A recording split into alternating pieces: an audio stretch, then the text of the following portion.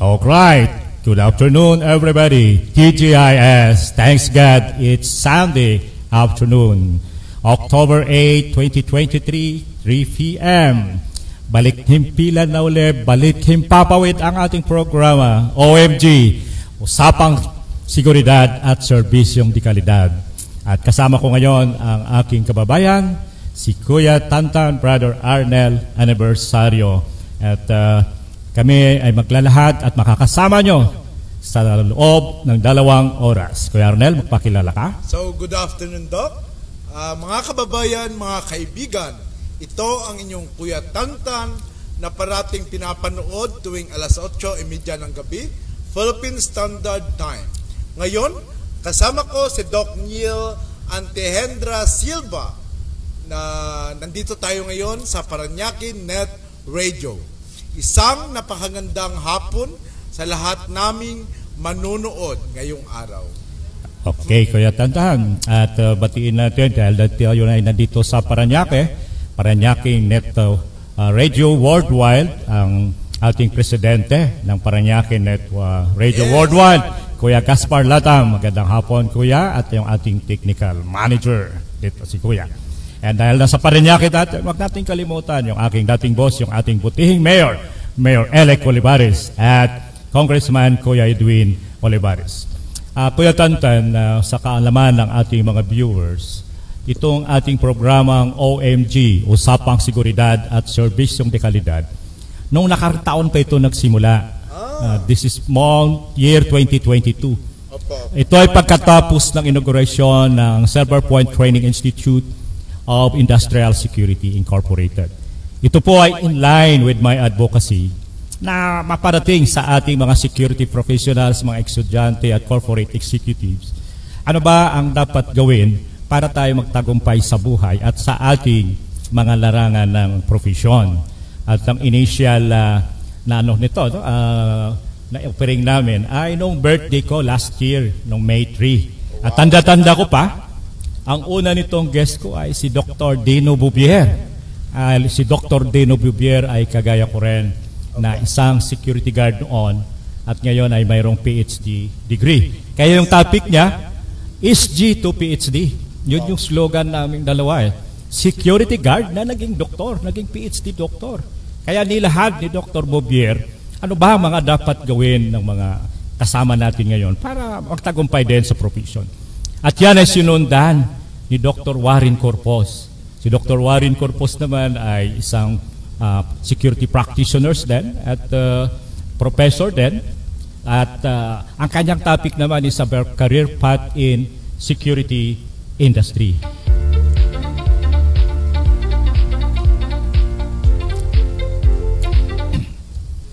And alam mo, Kuya Tatan, ngayong taon, last February, nasundan yan uli. No? So parang binalikan ko uli yung episode 1 para magtuloy-tuloy sa 2023. And during that time, last February, ay nakuha ko ang oras ng aking napakagaling na kaibigan para siya magtalakay sa episode 1. No? Ang kanyang topic is about from guard to great. 5 pamamaraan upang umangat at magtagumpay sa profesyon. At yan ay ang aking kaibigan na si Professor Mark Joseph Vinculado. At para masundan pa uli yan, yung episode 2 ko ay nakuha ko yung isang magaling na pastor at professor sa katauhan ni Professor Walter G. Faustino, na ang kanyang topic is about work ethics, competency, and transformation, which is marami ang nagtangkilik din noon dahil magagamit nila yan sa kanilang mga trabaho at kung paano sila mag-a-apply. Nung episode 3 ko, Kuya, supposed to be ang topic naman about aviation security.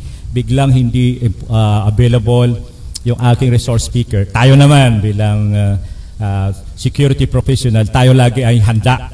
Kaya ako naman may naka-ready ako. Kaya ang nilahad ko naman sa episode 3 is about transformational leadership. At sinundan niya ng episode 4 namin, which is yung cyber security fundamentals for executive. At naimbita ko yung aking magaling din na kaibigan na si Colonel Rodrigo Quintos. Siya ay commanding officer ng Cyber Battalion of the Philippine Army. At yung kanyang tinalakay ay about Cybersecurity Fundamentals Executive. And after that, at episode 5, ay sinundan namin ang consciousness leadership sa katauhan ng isang magaling na coach, dating stewardess, at magaling na MC, sa katauhan naman ni Coach Menchi Pamintuan. Again, that very very popular about yung logistic. Minarapat kong imbitahin yung isang kaong kaibigan sa episode 6 para mag-discuss about logistic security awareness. At yan ay pinagbigyan naman tayo ng aking kaibigan na si Dr. Alvin is Matabang. Kaya kung titingnan mo, kuya, from episode 1, 2, 3, 4, 5, and 6, talagang ang lawak lang tinalakay na namin. Isang araw, kuya, nakasalubong ko yung kaibigan kong abogado at nakwento ko nga sa kanya itong ating programa.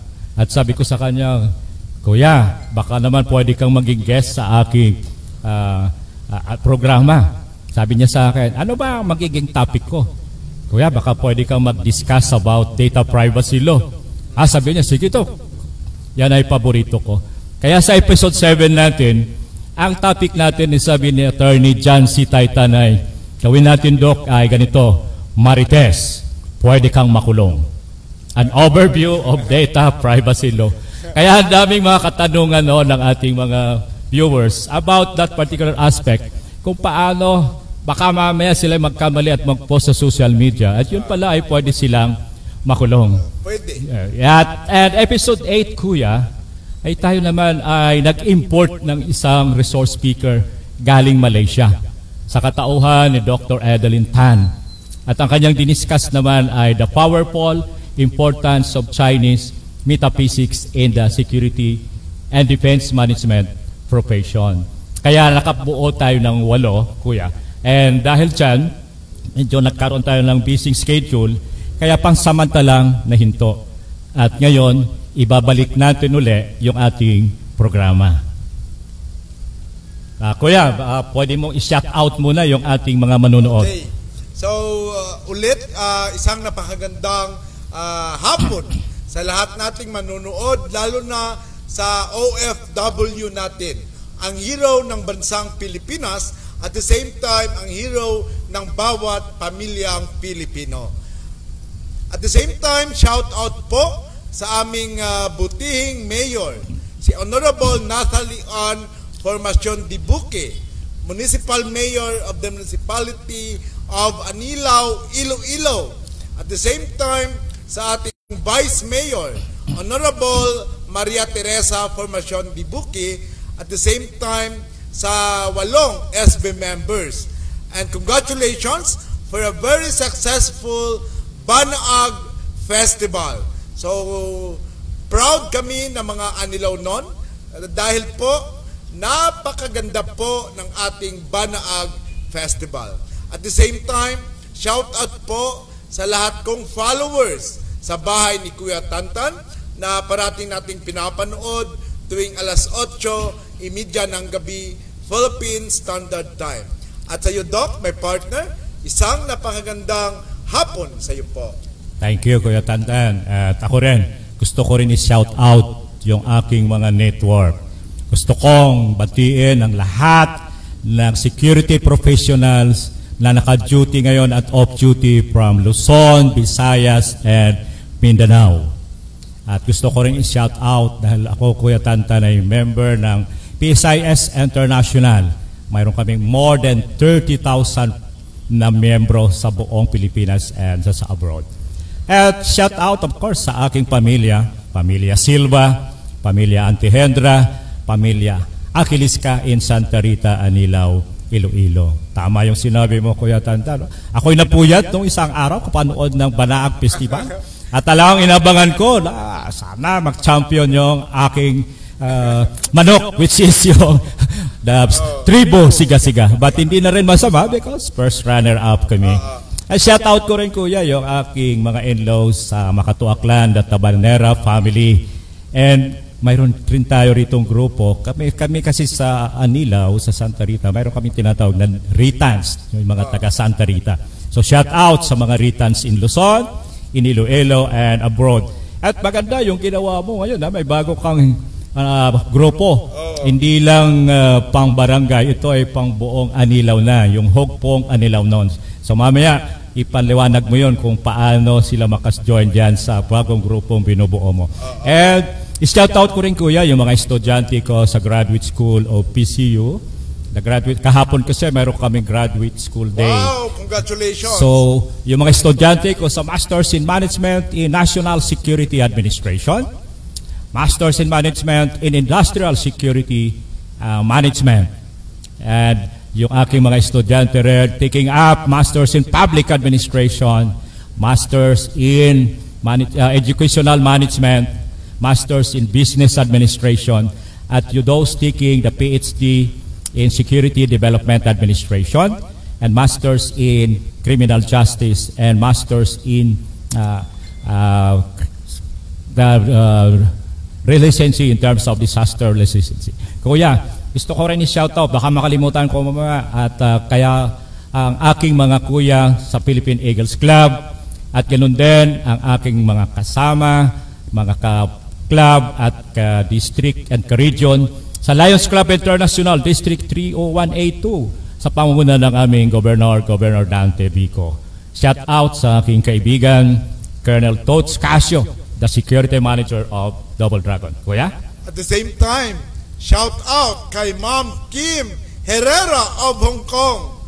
At lalo rin, shout out kay Sir Jojo Aniversario of Taal, Batangas. So maraming salamat sa suporta. Kahit saan po tayo, nandyan po kayo na patuloy na sumusuporta sa ating mga gawain. Maraming salamat po. So kuya, ang mga topic na tatalakay natin sa mga susunod na episode natin ay naayon sa security and safety topics.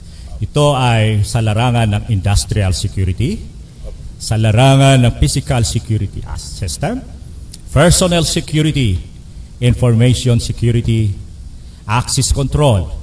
Mag-iimbita rin tayo ng mga resource speakers sa aviation security, mall security, campus security, bank security, transportation security, real estate security, occupational health and safety, speakers on risk management, at marami pang iba, depende sa ability ng mga resource speaker natin. Actually, marami na nagpaabot uli ng tulong sa atin at suporta na as per invitation ay talagang susuportahan nila yung ating programang Usapang Seguridad at Serbisyong de Kalidad.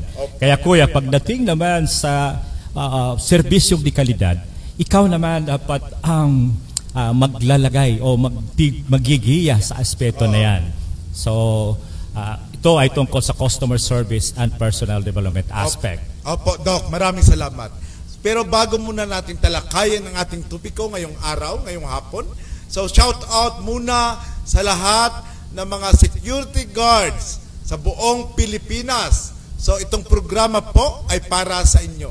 So stay tuned na. Halimbawa kung kayo bakante o ngayong oras, so pwede po para madagdag kaalaman po sa bawat nating security guard. So kuya, ang talakayin natin regarding sa customer service and personal development ay naayon anting sa customer sensitivity. Magbibigay rin tayo ng mga resource speaker regarding personality development. Opo. Values education, pati yung anger management kasi marami na i-involve sa mga gano'n. Oo, dami talaga. So lalo na hahanap rin tayo kuya ng speakers on work-life balance. Opo. Kasi kailangan ito ng ating mga then pwede rin about professional conduct and ethical standards ng bawat isang profession. Same thing yung career path and job hunting, and then the job interview preparation.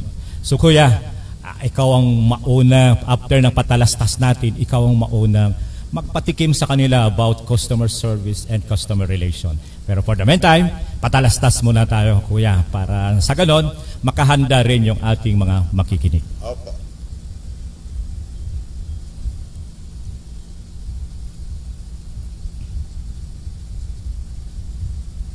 Hindi siya nagano.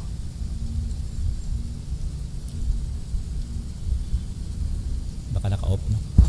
Naka-off siya. Matalastas tayo, kuya.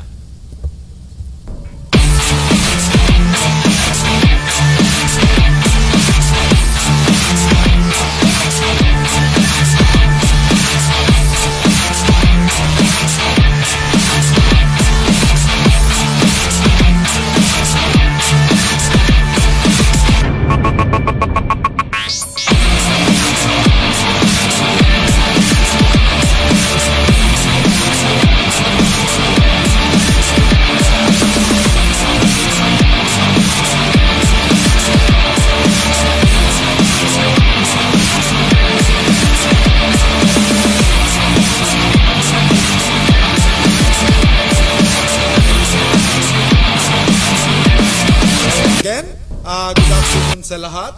So, tatalakayan natin po regarding sa personal development skills. No?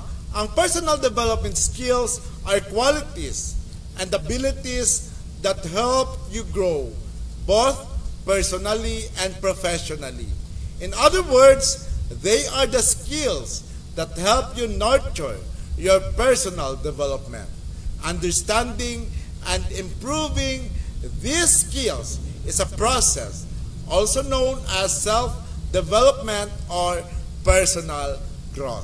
So, ibig sabihin po, mga kaibigan, so kailangan po talaga na first and foremost, bago po natin isabak ang ating sarili sa hamon ngayong araw bilang mga security guard, kailangan po na meron pong kumbaga i-ready po natin ang ating self, no? Napakarami, especially proper mind setting po, mga kaibigan.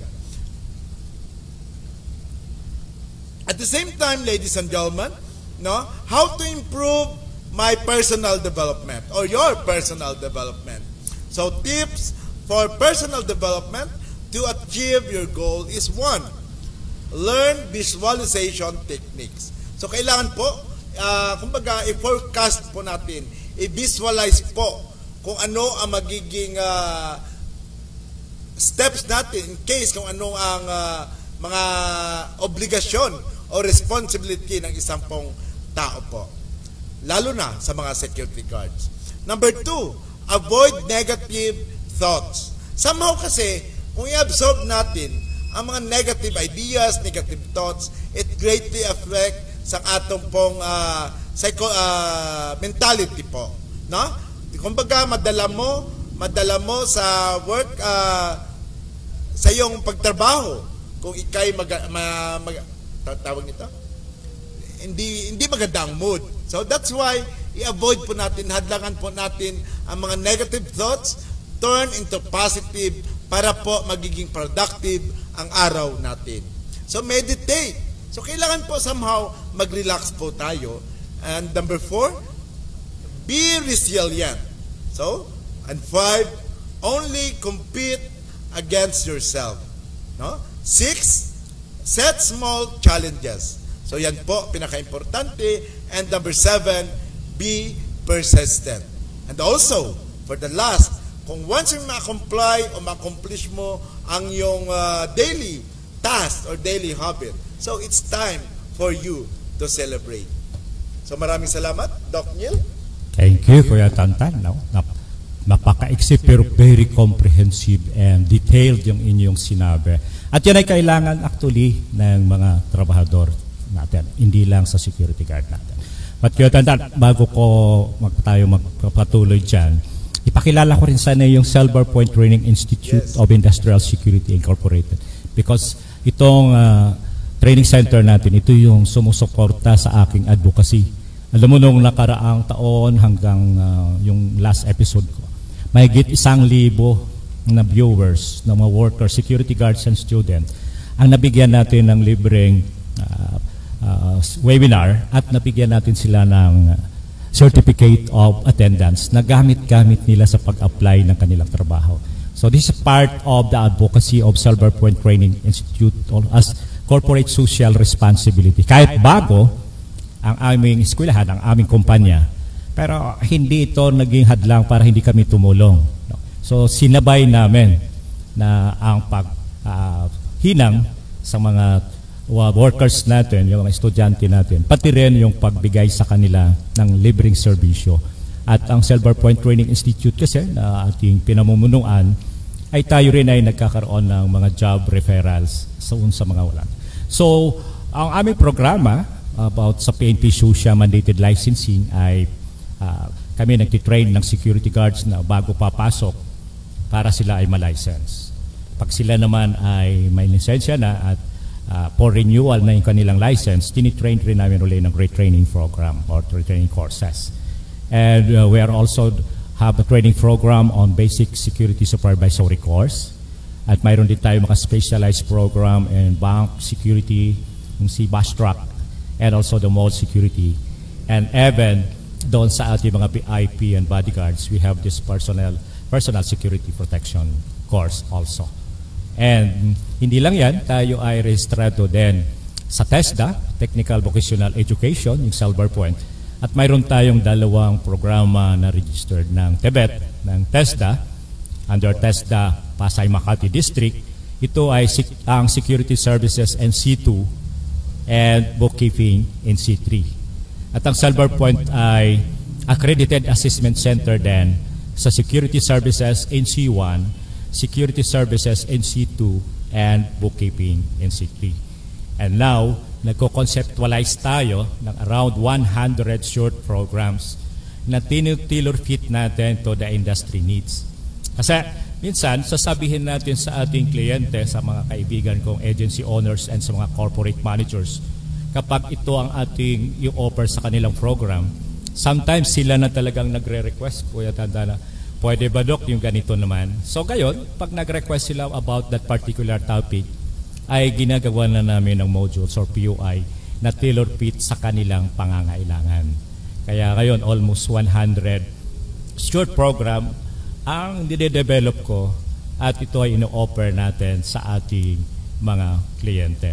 At yun nga, sabi ko, kahit na hindi namin estudyante, kahit na apat sila ay lumapit at humingi ng tulong para magkaroon ng pwesto, magkaroon ng trabaho, nilalapit rin natin ito sa ating mga partner security agencies at sa mga kumpanya. So hindi lang tayo nagtitrain, but sinisigurado natin na yung graduates natin ay talagang magkaroon ng trabaho. At ngayon, mayroon tayong mga ongoing trainings which is supported by TESDA, yung scholarship natin. At ito ay para matulungan, ma-upgrade ang competency ng bawat security guard. So yung aming Security Services NC2 na mamaya magbibigay ako ng konting lecture, patikim, para doon dahil ito ay kailangan ng isang security professionals. So yung mga topic na gagawin namin doon ng mga sa short program ay ito'y naaayon sa national security. So marami akong speakers diyan ng mga kaibigan.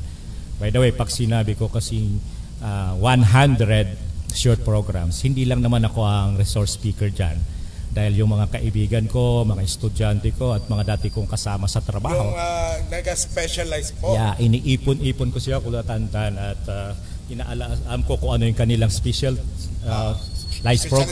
specialization. At ginagawa namin yan ng short program para rin ay ma-offer natin. Tama. So in the aspect also of industrial security and also in the aspect of human resource management, operations management, dahil kahit sa entrepreneurship, so paano gumawa ng feasibility study, ng business plan, and how to put up a certain business, tinutulungan din natin yan. At pwede tayong magiging resource speaker dyan. And also in the aspect of public and business administration. We're having also a short program in terms of communication skills, upgrading the communication skills, and also in terms of the health and wellness, and even in finance and accounting, also in sales and marketing, at marami pang iba. Sabi ko nga, Kuya, tailor-fit to the needs of the industry. Sabihin lang nila kung ano ang competency na kailangan ng kanilang mga empleyado, kami na magdi-design ng program of instruction para sa kanila. At of course, sa abot kayang halaga. Kuya? So, So shout out mo ulit, Kuya, yung ating mga At the viewers same- dyan. At the same time, good afternoon and shout out kay Mr. Raul Teruel of Malabon City. At the same time, again, shout out kay Ma'am Ruth Fernandez Aquino of Hong Kong. So good afternoon, Ma'am Ruth, and enjoy watching dito sa OMG, Usapang Seguridad at Serbisyo di Kalidad, tuwing Sunday, 3 to 5 p.m. Philippine Standard Time. Okay, Kuya, I think pwede tayo magpatalastas muli at para makaprepare ulit yung ating mga viewers sa susunod na ating segment. At Tama. ito, ako ay magle-lecture ng konti about the 21st century workforce. So abangan po ang lecture ni Dr. Neil after po this few break.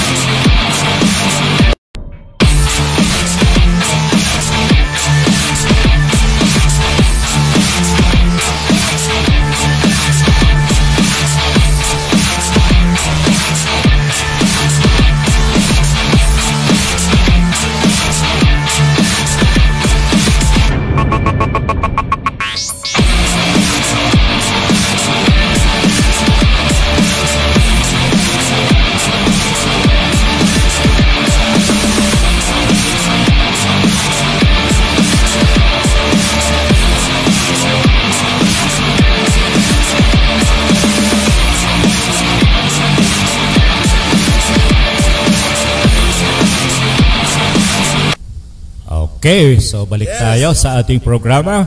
Kanina, Kuya, nabanggit ko about yung mga programs, about competency. Since ito naman ay unang pagbalik natin sa Himpapawid at ito namang ating programa ay magiging tuloy-tuloy ito every Sunday. Yes. And hopefully, ang mga naimbita kong mga resource speaker natin next Sunday and the succeeding Sundays ay makalindar ko na. So ngayong araw ay wala tayong resource speaker but ilalahad ko muna yung talagang ano ba ang kanilang masasaksihan sa ating programa. Although yung iba kanina nasabi ko na. And speaking of competency, Kuya Tantan, napakaganda kasi itong nile-lecture namin sa mga Tibet programs. At dati yung basic competency ay patingin natin parang ano lang, no, pangkaraniwan. Pero ito pala ay nagkakaroon ng talagang malaking epekto sa katauhan ng isang worker. Kaya ngayon, yung TESDA, through the Tibet development, yung unit of competency, which is the basic unit of competency, ginawang 21st century workforce. Ito yung ginagawa namin ngayon, na dinedevelop yung mga workforce natin to be, ito yung dapat na hinahanap na ng corporate, hinahanap ng kumpanya. And even, sila ay pwedeng matanggap worldwide, no, kung saan man sila pupunta at yung mga katangian na dapat gawin. So, pahagingan ko lang ng konti kung ano ba itong tinatawag na 21st century workforce and on the basic competency na Tibet programs. So, itong tatalakayin ko is about the national level, certification level 2 ng mga TESDA program, specifically in the security industry. But still, this is applicable, Kuya, in other aspect ng trabaho natin. Sa LO1 or Learning Outcome 1, or sa first element nito, ay dito nasasaading about the participate in workplace communication. So meaning to say that a certain worker sa isang kumpanya dapat ay handa, dapat ay equip siya ng kanyang mga kakayahan on how he was going to participate in workplace communication. So mga gwardiya natin, of course, hindi po pwedeng i-isolate mo yung sarili mo. Hindi po pwedeng wala kang cooperation or coordination doon sa iyong nasasakupan. Actually, lagi ko nga sinasabi sa ating mga estudyante, always practice the 3C, yung 3C, Charlie. First is, huwag natin kalimutan mag-communicate, mag-coordinate, and of course, to cooperate. Pabiro ko nga minsan sinasabi sa mga estudyante natin, always practice the 3C dahil pag hindi mo ginamit yung 3C, magsisisi ka. Dahil ano ba naman ang mangyayari sa iyo kung hindi ka magkakaroon ng good communication sa mga katrabaho mo. The same thing if you're not coordinating and cooperating with your superior and your co-workers. So dito tinuturo yung mga pamamaraan on how you are going to participate in your workplace communication. Sa iyong workplace or you're communicating in your workplace. The second one is work in a team environment. So you are not alone doon sa iyong area of responsibility. You need to work as a team environment. Ano ba ang iyong tungkulin? Ano ba yung duties and responsibilities? And with regards to the mission and vision of the company, your agency, the client, and yung inyong team, then you have to work on that. So dapat alam mo kung ano yung duties and responsibilities mo. And with that, coordinate with your co-guards, co-workers, para buong team ay mayroong magandang output. Dahil inaasahan ng ating mga kliyente, ng ating customers, is you have to good output. So, ang mga security professionals kasi, ang kanilang talagang mission sa kanilang area of responsibility is to protect the lives and properties of the client. So dapat siguraduhin, ligtas, maayos ang kanilang nasasakupan. If it regards to other position, sa mga ibang empleyado naman, of course, work in a team environment means alamin mo kung paano ka makakasupport sa mga kapwa mo trabahador nang sa ganun collectively you have a good output. The third is solve and address general workplace problems. Ibig sabihin, hindi na iiwasan na magkakaroon ng problema, magkakaroon ng complaint, magkakaroon ng incident sa ating nasasakupan. But yet, dapat alam natin ang mga pamaraan kung paano isosolve yan. At paano o sino ang ating mga tawag. So again, there is a performance criteria in that aspect.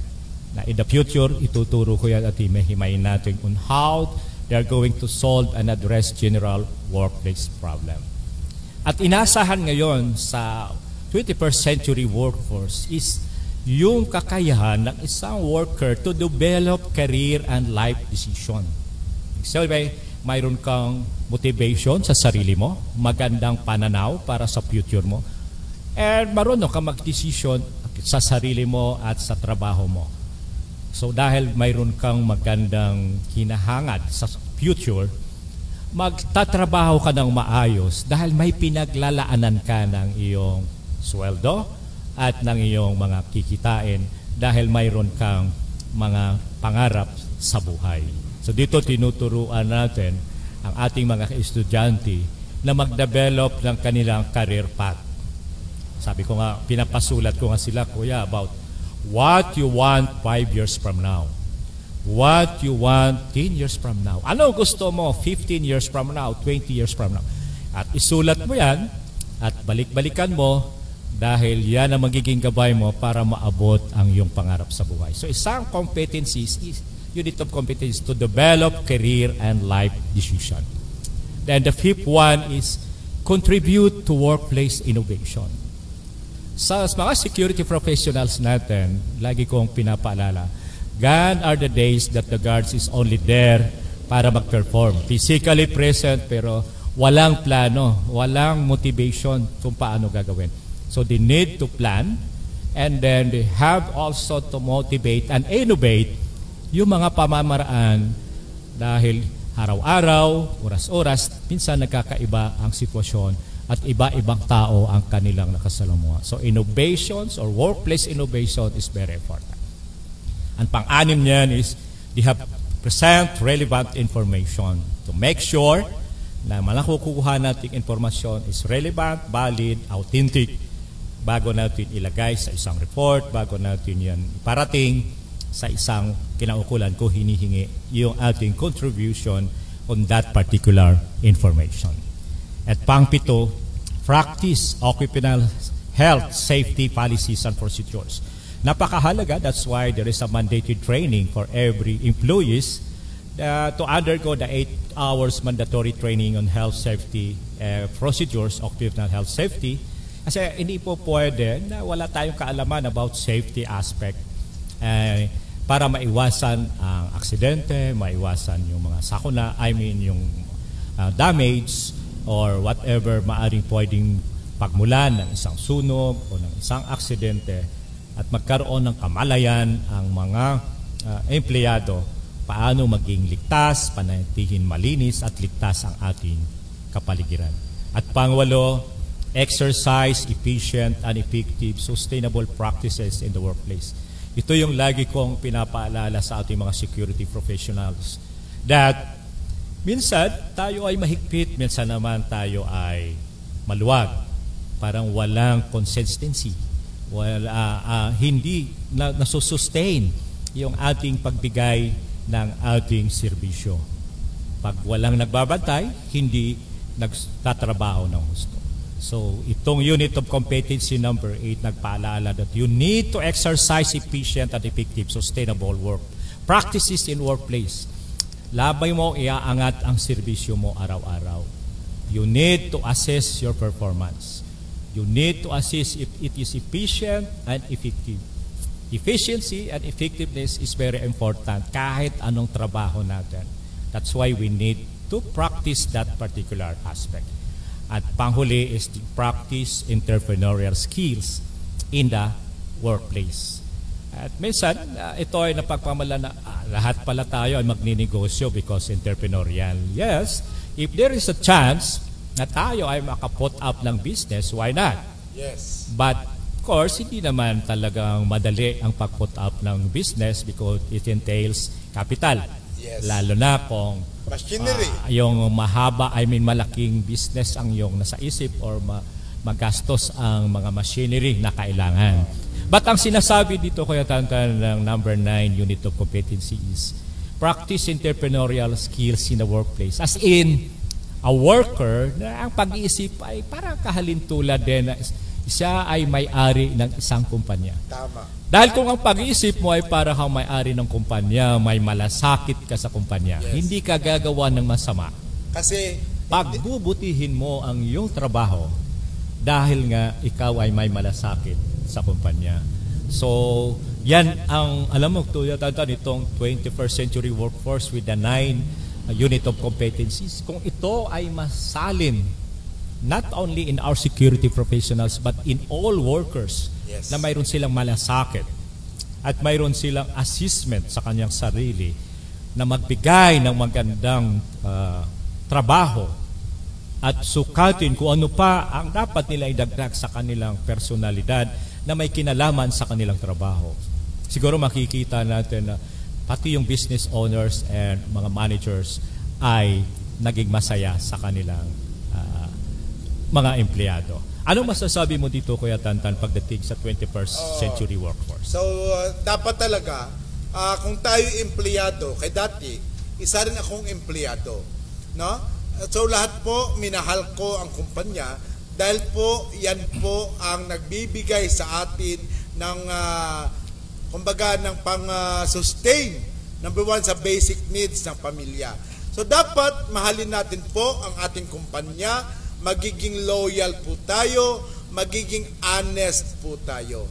At the same time, doon na, kung yan is ma-improve at ma-develop natin sa ating mga sarili, so anytime magkakaroon ka ng business, so yan din po ang gagawin ng empleyado mo towards sa'yo.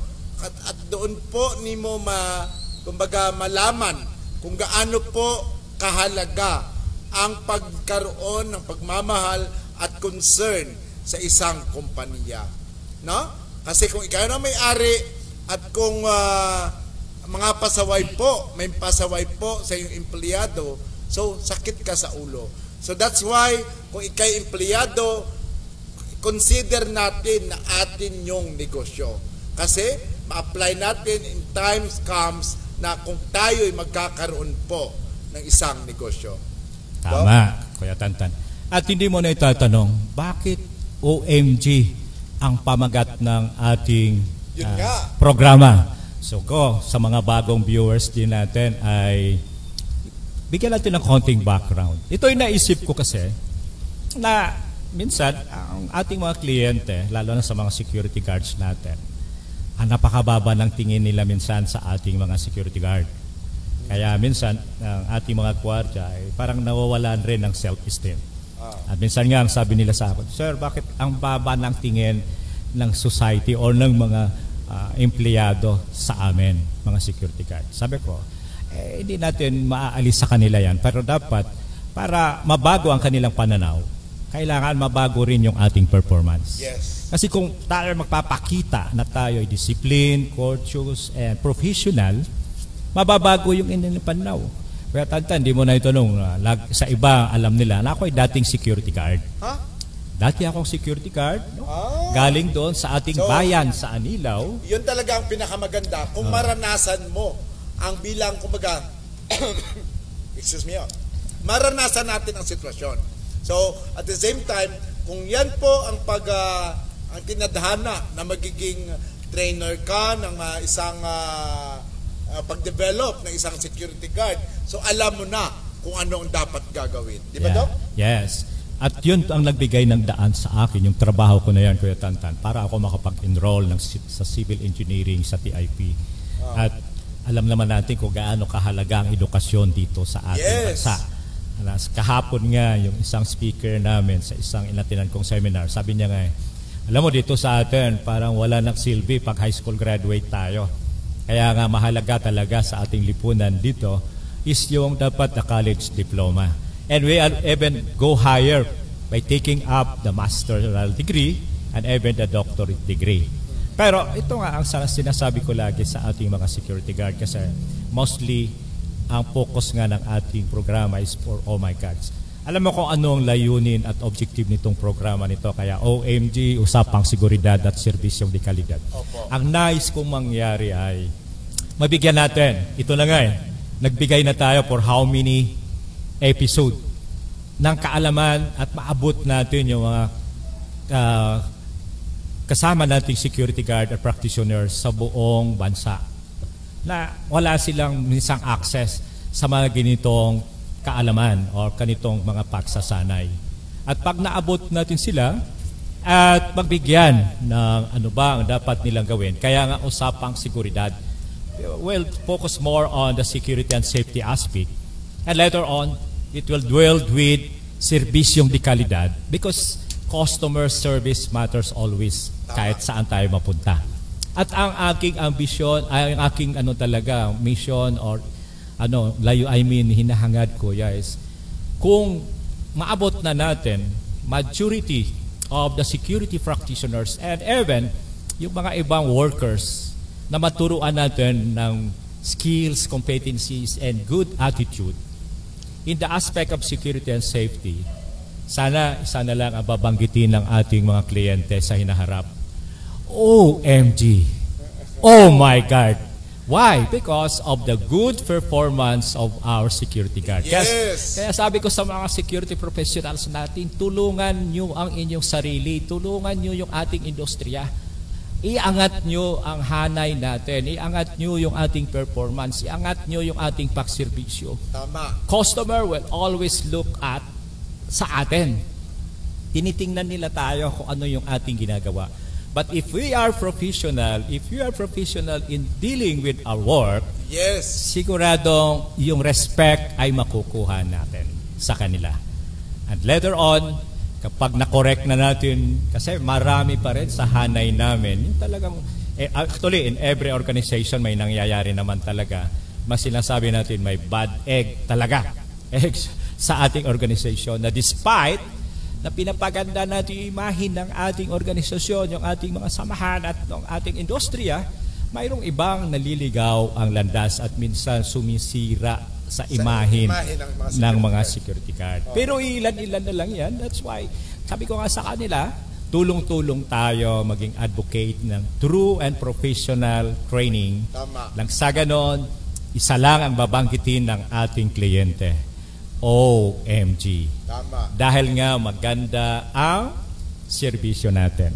Alam mo, isa pa doon sa plan ko later on, kasi this is a long-term plan naman, is kunin or abutin yung mga security guards and maybe other employees also na gumawa ng maganda sa kumpanya.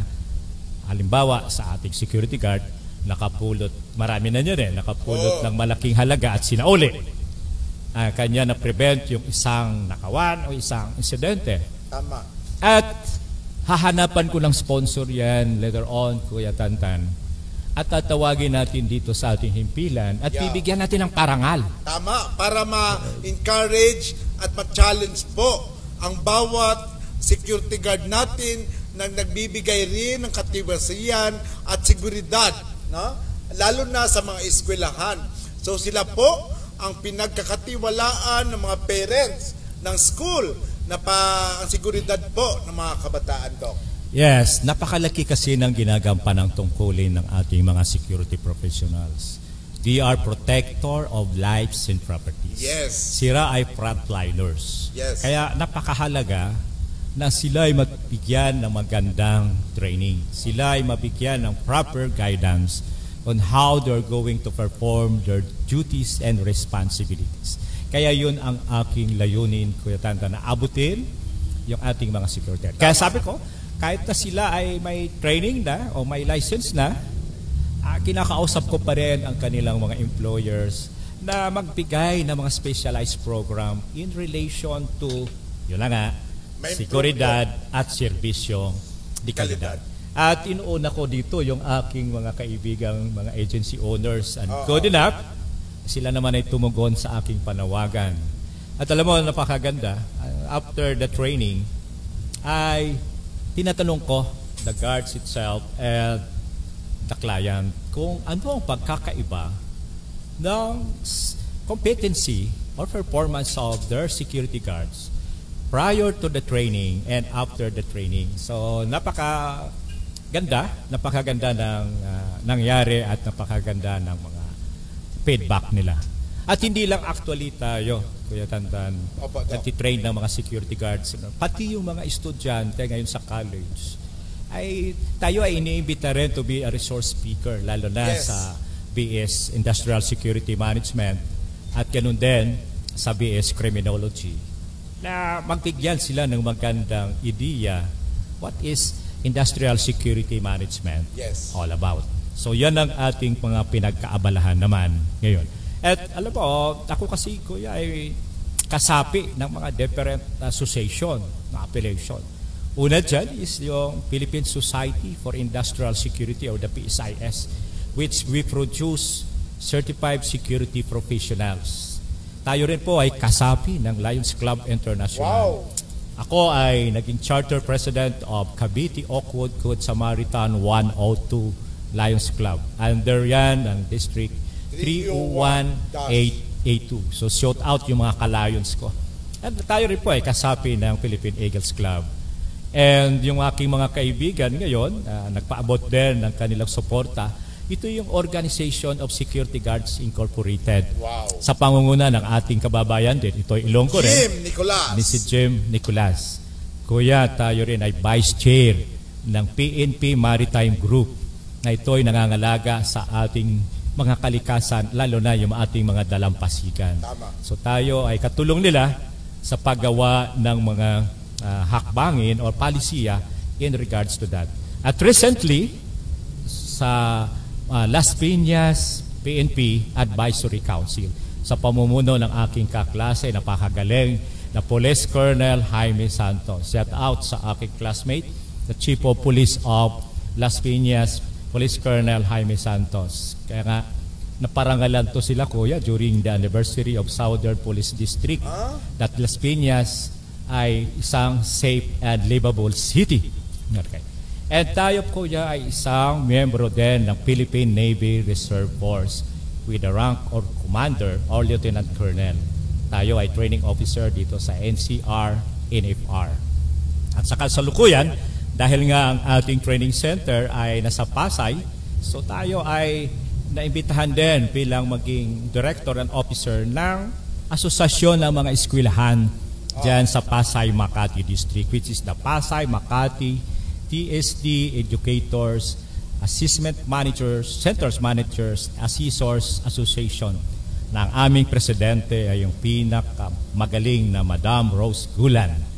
At ang Pasay Makati District ko yan, ang TESDA, is under ng aming magaling na training na District Director, Director Clarissa Dacuma. And of course, dahil ang Pasay Makati ay nasa NCR, ito ay under din sa NCR region sa pangunguna ng magaling na leader na si RD Engineer Jovencio Ferrer Jr. At in totality, of course, in the national level, yung ating Secretary Suharto Mangonda Dato, PhD. So, yun yung ating kinagkaabalahan, Kuya.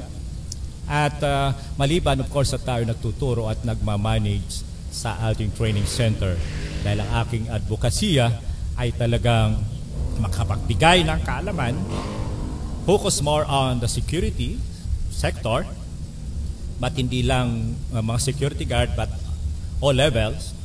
That's why I'm preparing now na dahil ang aming security services NC2 sa Tibet, sa TESDA ay hanggang NC2 lang, I'm preparing also to offer, to design the training regulations sa Tibet, sa TESDA, para sa NC3 and NC4 para magkaroon ng career path ang ating mga security guard.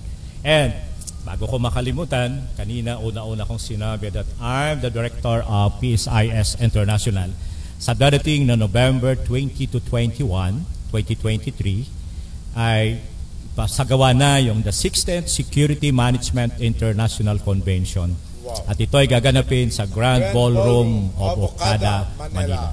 So para sa mga impormasyon, you visit the page ng PSIS International or you can call at their cell phone number ng ating secretariat at 0961-423-1391 or sa kanilang email about psissecretariat2014@gmail.com.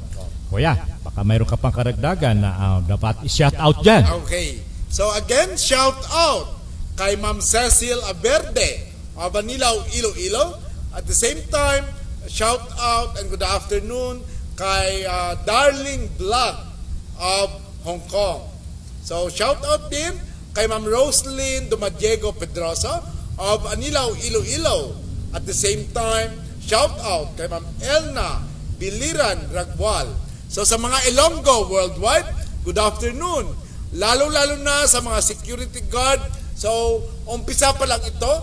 So kumbaga, this is the opening salvo na sa ating programa na OMG, Usapang Seguridad at Serbisyo de Kalidad, para po ma-improve ang ating performance at magiging saludo po dahil tayo po ay security guard na nagpapangalaga at nagmi-maintain din ng katahimikan at katiwasiayan, no? Kung saan man tayo na-designate na area. So mahalaga yan, Kuya, na sinashout out mo yung ating mga viewers. Kadalasan, may karamihan yan ay nasa abroad pa. Dahil nga, layo sa inyong programa paggabi, diba? Bakit hindi mo i-plug yung programa mo paggabi? Sa lahat po na mga gustong manood at magiging official housemate worldwide po, so every 8:30 in the evening, Philippine Standard Time, sa bahay ni Kuya Tantan. So iniimbita ko po kayo na manood at be an official housemate. So naghihintay po sa ating grand finale night this coming December ang Pangkabuhayan Showcase para po sa magiging big grand winner season 1 sa bahay ni Kuya Tantan. So please follow on my Facebook na Arnel J. Aniversario. No? Yan po ang ating Facebook. So please follow me At the same time, sa page na Europrobe. Pero, unahin muna natin ang Arnel Anibersaryo. So, yun po ang ating Facebook account. So, maraming salamat. Okay, Kuya Tantan. At ngayon nga, sabi natin, this is yung bridge muna natin doon sa naputol na 8 episode para magkaroon ng awareness na mayroon na tayo uling linggo-linggo nitong programa natin. So sa susunod na linggo, may mga resource speaker na tayo. Kaya we will maximize next Sunday yung 3 to 5 na time slot natin. But today, isang oras lang muna tayo para at least nagkaroon lang ng awareness. Kumbaga na-touch na natin ang bawat isa na mayroong programa, lalo na ang mga security guard, mga employees, kasi napakalaki at napaka-importanting mga content natin, no? Ang mga dapat natin talakayin para po ma-improve ang bawat isa. Yes, Kuya. At yan nga, marami tayong nakahanay na mga good speakers para doon sa mga susunod nating episode. So bago tayo magtapos, Kuya, kanina marami na akong naibigay naman. No? Pero ito, gusto ko ibigay ito yung aking closing statement na ito ay napakahalaga mga quotation na aking laging sinusundan. Mula nung ako ay nagsimulang magtrabaho at ma-promote sa aking mga posisyon. Ito yung una, Kuya, yung always shoot for the moon. Because even if you miss, you'll end up among the stars. Anong ibig sabihin nito? Pag tayo ay naglilingkod o nagbibigay ng ating serbisyo, go always for excellence. Go for the highest level. Hindi pwede yung pwede na. Hindi pwede yung okay na yan. Kailangan everyday we have to assist yung ating performance. And then, add that everyday. Sabi nga doon sa isang nabasa kong libro, sabi ng author ko, if you add at least 1% of your output a day, in 100 days, you'll double your output. That's why sa mga kasama nating security guards, security officers, and even other workers, always shoot for the moon. Because even if you miss, you will end up among the stars. Nung ako'y graduating na sa civil engineering course ko sa TIP, Kuya, marami akong nakitang pagkukulang o kahinaan ko bilang isang security professionals. Kaya gumawa ko nitong quotation sa sarili ko, na akma din sa kurso ko. At ito ang aking sinusundan na rin. Basahin ko lang at i-share sa kanila. Itong aking quotation ay, focus on your weaknesses and convert it to be your strength. Yes. Others are not responsible of your future. You are. Construct a road toward success. Ibig sabihin, yung mga kahinaan natin, alam nating mahina tayo sa ganitong aspeto. Mag-aral tayo, mag-train tayo, gumawa tayo ng paraan para yan ay magiging strength natin. Because wala tayong ibang asahan. Others are not responsible of your future. You are responsible. Yes. So at all means, gumawa ka ng paraan. Gumawa ka ng paraan para maabot mo yung pangarap sa buhay. So Kuya Tantan, lapit na tayo magtapos. Okay. Your closing statement also before I close the program later on. So mga kababayan, isang napakagandang hapon. So ito pa ay patikim pa lamang. So see you in this coming Sunday, 3 p.m. in the afternoon, Philippine Standard Time with Dr. Neil Antehendra Silva. And this is your Kuya Tantan, Arnel Anibersaryo. Please follow sa ating Facebook account para po meron po tayong live streaming every 8:30 in the evening, Philippine Standard Time, sa bahay ni Kuya Tantan, and be an official housemate and the grand winner for this season 1 of Bahay ni Kuya Tantan at uuwi ng Pangkabayan Showcase. So, Kuya, pwede ba ako sumali dyan? Pwede. Okay. So with this is also my closing statement sa ating mga security professionals and other corporate workers. Ito lang ang dating gagawin. Ito yung pinaka-effective na formula. Do what is right. Do what is legal. Innovate and develop your personality and your career development. Until such time that the customers and client will say sa ating mga gwardiya, oh my God, due to excellent performance. So again, this is Doc Neil Silva saying, see you next Sunday at 3 p.m. for another episode of OMG, Usapang Seguridad at Serbisyong di di Kalidad. Kalidad. Thank you everybody. To God be the glory. Yes.